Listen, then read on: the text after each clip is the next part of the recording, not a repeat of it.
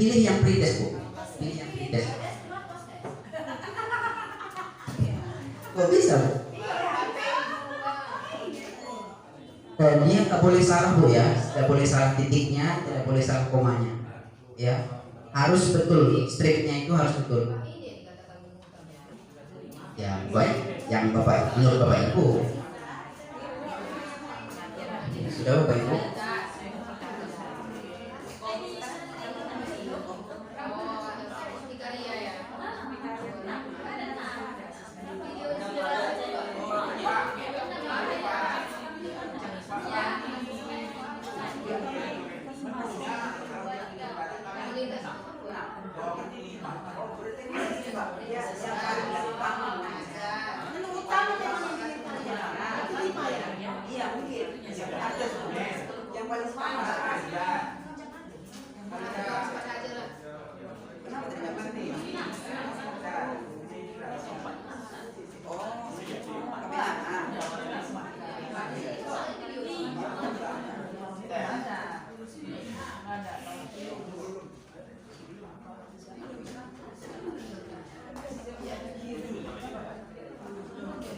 Oke Bapak Ibu, silakan dibuka.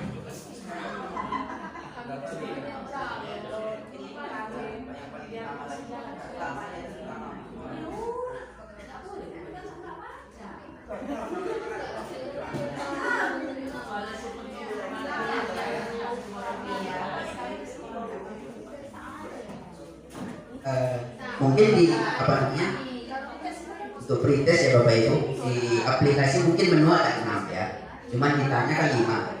Mungkin yang paling utama ya ini.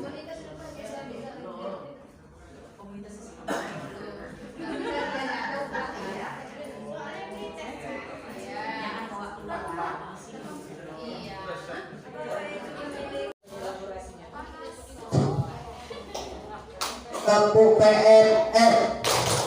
Belajar, berkarya, Oke, tepuk tangan dulu. Oke, kalau saya nanti katakan pagi, Bapak Ibu tepuk tangannya 1 kali. Oke, kalau siang tepuk 2 kali. Kalau sore tepuk 3 Kali. Kalau malam tepuk setengah. Karena kan ini kalau kita tepuk malam itu kan orang tidur, nanti mengganggu, ya. Oke. Kalau pagi sekali, siang 2 kali, sore 3 kali, malam setengah. Oke. Oke, kita sepakati. Kira-kira kalau ada yang salah, konsekuensinya apa? Nyanyi? Ada yang bilang pulang? Oke. Ini hanya sekedar tes konsentrasi ya.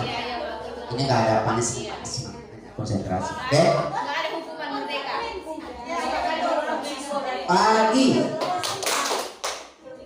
Bentar ya Bapak Ibu ya. Pagi. Siang, sore, malam.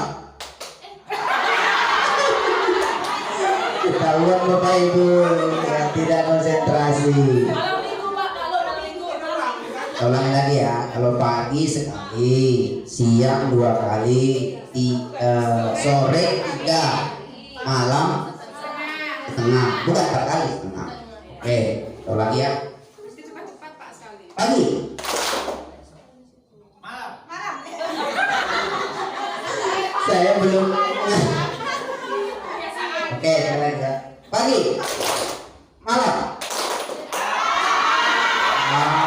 Ketahuan Bapak Ibu sudah lapar rupanya ini. Hampir rata-rata tepuk semua. Oke, coba dulu konsentrasi ya. Tes konsentrasi kita. Pagi, malam. Oke, sekali lagi ya. Coba kita apa dulu tes konsentrasi, semangat, spirit, motivasi. Oke. Pagi, malam, siang, malam. Karena memang gini Bu, ya pengaruh kondisi kita kalau kita sedang lapar ya, lemah apa namanya logika kita, memang kita terganggu konsentrasi, ya bisa kembali ke materi kita. Oke baik, kita sampaikan sedikit lagi ya untuk materi kita. Kita tunggu nanti sekitar jam 12.10 kita nanti untuk breaknya. Zuhur azan berapa azan? 15. Udah bisa lah. Oke baiklah kalau gitu Bapak Ibu, nanti kita lanjut lagi ya. Sekarang untuk siang ini kita sudah boleh break ya, beristirahat. Nanti kita serahkan Bapak Ibu untuk jam kita, untuk nanti kita masuk kembali pada pukul setengah dua ya. Oke baik, sepakat Bapak Ibu, setengah dua. Oke baik, terima kasih.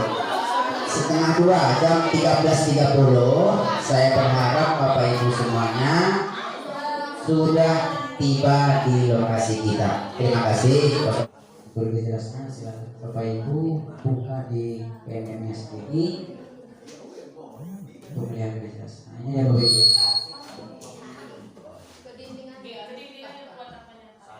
Oke baik. Ini dia pedomannya Bapak Ibu. Pedoman mengerjakan post S. Yang pertama, soal dapat dikerjakan secara acak, namun wajib dijawab semuanya.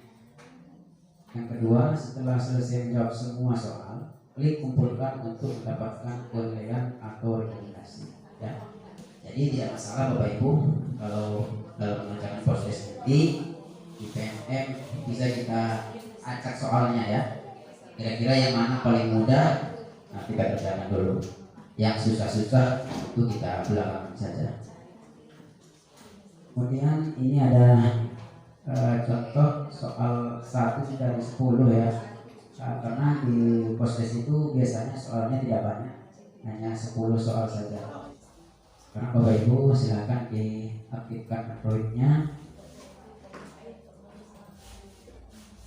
Jadi kita praktek. Silakan Bapak Ibu dibuka HP-nya atau laptop juga boleh. Kalau di HP silakan dibuka aplikasi PMM. Kalau memang di laptop silakan diakses di www.guru.kemdikbud.go.id. Kita coba untuk menonton video dulu. Nah, ini asesmen adalah semacam penilaian ya, atau yang disebut dengan asesmen diagnostik. Apa fungsinya kita melakukan asesmen? Ya, jadi asesmen itu kita lakukan di kelas untuk mengetahui seberapa dalam penguasaan murid kita, ya, baik secara literasi ataupun secara numerasi. Nah, di menu asesmen ini Bapak Ibu, ya, di situ nanti ada 2 pilihan. Yang pertama bisa kita lakukan asesmen secara online. Yang kedua bisa kita lakukan asesmen secara offline. Ya. Soal-soalnya semua sudah disediakan oleh PMM. Tugas kita hanya memprint soal-soal itu, kemudian kita buat nama siswa kita print, baru kita berikan kepada siswa kita supaya dijawab. Itu kalau dia offline. Tapi kalau kita membuat asesmennya online, kita hanya cukup membagikan link saja, link yang disediakan oleh PMM. Di sini ada fase ya, fase ataupun kelas 1-2. Nah, Bapak Ibu, bisa kita perhatikan sedikit di layar di depan kita.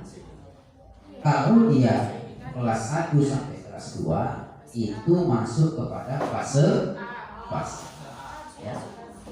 Kalau dia kelas 3 dan kelas 4 masuk kepada kelas B, dan begitu seterusnya dan seterusnya. Kelas 5-6 itu fase C, kelas 7 sampai 9 itu fase D. Artinya sudah SMP. B ya. Dan kelas 10 atau kelas 1 SMA itu fase E, kelas 2 dan 3 SMA itu masuk fase F. Silakan tinggal Bapak Ibu sesuaikan saja. Kalau misalnya Bapak Ibu mengajar di SD kelas 1, silakan pilih di fase A. Ayo kita sama-sama klik di menu terapkan. Di asesmen ini ada 2 kategori. Yang pertama adalah numerasi. Ya. Numerasi itu sendiri adalah soal-soal yang disediakan PMF dalam bentuk angka atau menghitung. Kalau kita ingin memilih numerasi, silahkan dipilih numerasi. Sekarang numerasi dulu ya.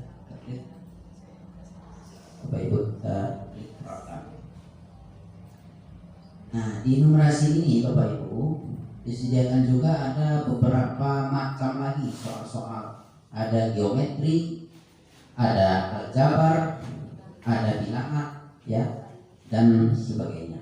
Silakan Bapak Ibu pilih yang mana, silakan. Saya coba pilih geometri. Nah, ini adalah 10 soal. Ya, 10 soal itu waktunya 45 menit estimasinya, ya. Yang menyusun itu langsung tim dari Kemendikbudristek. Kalau sudah kita pilih, ya. Nah, silakan Bapak Ibu. Ini cuma contoh sesuai fasenya ya. Kalau dia SD tadi fase A kelas 1 dan 2. Ya. Oke, Bapak Ibu silahkan kira-kira yang mana asesmennya yang digunakan? Apakah online atau offline? Kalau offline kita kan punya printer di sekolah, ya, punya ATK di sekolah, jadi kita tidak perlu mengeluarkan biaya lagi untuk kita manfaatkan saja media yang ada. Oke, sekarang kita sepakati dulu ya, kita pilih dulu yang offline. Klik di menu offline Bapak Ibu. Nah, setelah itu silahkan Bapak Ibu klik di unduh atau mendownload soal-soal yang nanti akan kita print dan kita bagikan kepada ini ya, langsung disediakan soal dan kunci jawabannya.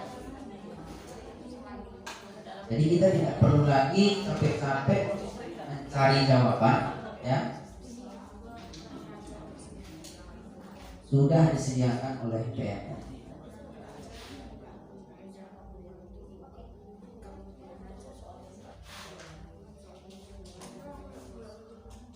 Asesmen geometri, ya, kita perhatikan di situ ada diminta untuk biodata anak didik kita. Yang pertama nama lengkap, ya. Yang kedua angka lahirnya, NISN jika ada, ya. Dan langsung bisa kita masuk ke soalnya. Numerasi kepada anak didik kita. Jadi memang dilengkapi semua oleh tim Kemendikbudristek. Soalnya itu dilengkapi dengan gambar, ya, dilengkapi dengan tanda atau simbol-simbol pembelajaran yang memudahkan anak didik kita untuk menjawab. Nah, jadi setelah kita melakukan asesmen, disitulah baru kita mengetahui, oh, anak saya levelnya sudah seperti ini, ya. Kalau nilainya masih remedial, masih kurang, nah, berarti di poin inilah dia itu mengalami kelemahan, ya, di dalam kompetensi kognitifnya. Karena kan ada 3 kompetensi, ya. Yang pertama kompetensi kognitif atau pengetahuannya, yang kedua kompetensi afektif atau sikap dan perilakunya, dan yang keempat kompetensi psikomotorik, ya. Jadi setelah kita mengetahui di mana titik kelemahan anak didik kita, baru bisa kita buat soal yang sesuai dengan kemampuannya. Ya, di poin A dia lemah, kita perkuat di A. Di poin C dia lemah, kita perkuat di poin C. Ya. Jadi kadang-kadang anak-anak kan begitu, Pak, saya nggak mengerti Pak soalnya. Sepertinya Pak soal ini belum pernah Pak kami pelajari. Kenapa soalnya bisa kami dapatkan Pak? Itu sebabnya. Tapi dengan asesmen ini, pertanyaan-pertanyaan itu tidak berlaku lagi, ya, karena kita sudah mengetahui titik kelemahannya di mana. Begitu Bapak Ibu, ya, dalam penerapan asesmen. Nah, kita coba praktek dulu secara online. Yaitu hanya aktif itu selama 3 kali 24 jam atau 3 hari 3 malam. Lewat daripada itu dia akan langsung terformat atau terblokir, ya, sehingga kalau kita istilahnya mau membuat asesmen baru harus kita buat dari awal lagi. Oke, itu tadi Bapak Ibu untuk menu asesmen. Ya.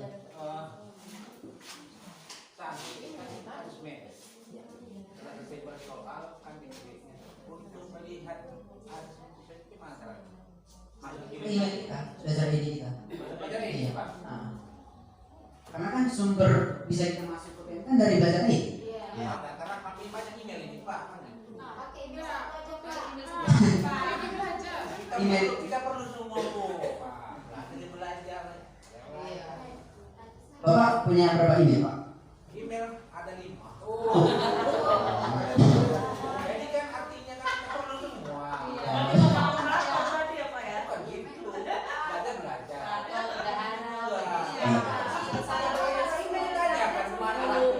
Iya. Saya kebutuhan Pak.